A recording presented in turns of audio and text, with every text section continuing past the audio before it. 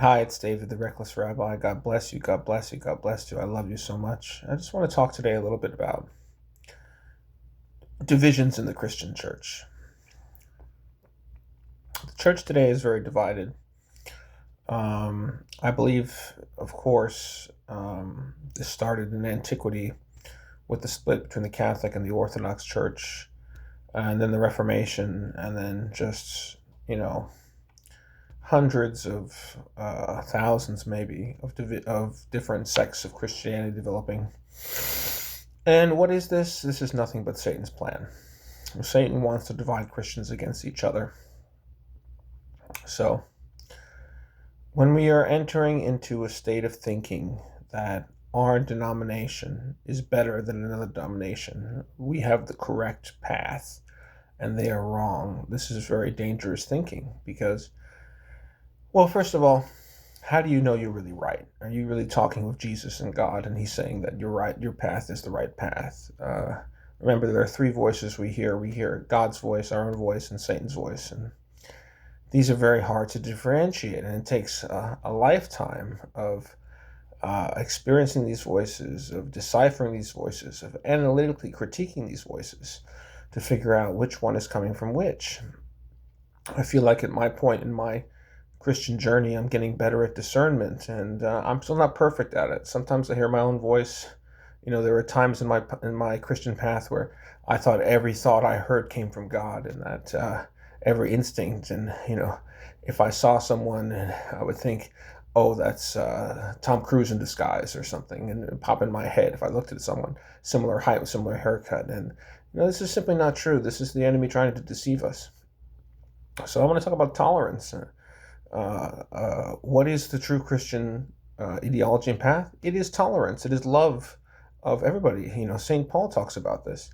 You know, uh, St. Paul really was living in a time when people were adopting saints as de facto Christs, and they would follow, like, for example, I follow Paul, you follow Apollodorus, you follow Peter, and he said, no, we all just follow Christ. And the reality of it is, I look at my own sort of relationship to the church.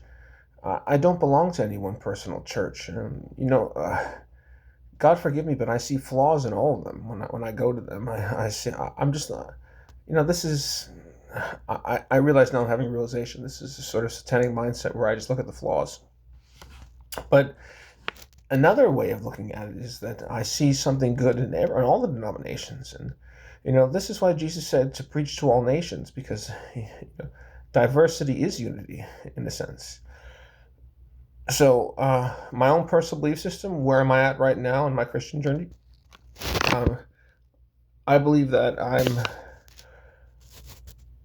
I like a lot of the Jewish practices, like Shema and keeping Shabbat, but I don't keep kosher because I really believe that Jesus, when he said that it's more important what comes out of your mouth than what goes in, and what goes in can't defile you. I do eat kosher food. I think it's healthier, it's cleaner. But if someone offers me an unkosher item such as pork or shrimp, I'll take it because I don't want to be rude. And Paul said this is okay. Also, when Peter looked into heaven and he saw the animals marching down, and God says, "Kill and eat." This is, this is from God. The Father Himself is saying that we don't have to keep the kosher laws. So, what I really want to emphasize is don't look at the flaws in every denomination. Don't put your denomination above other denominations. Look for the positives.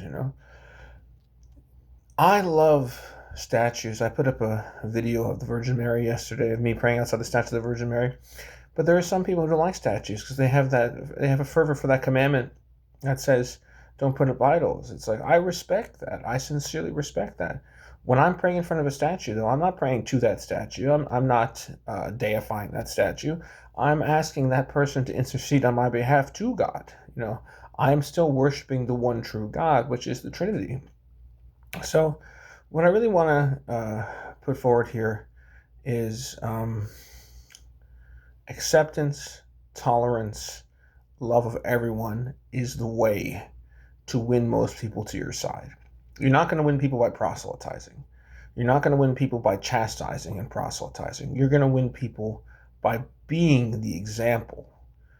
I'm reading Corinthians right now. I'm reading St. Paul, and I have some difficulties with St. Paul, and maybe I won't have, maybe there will become a time later on where I have no difficulties with St. Paul, and I completely agree with him. But that's not, this time of difficulties.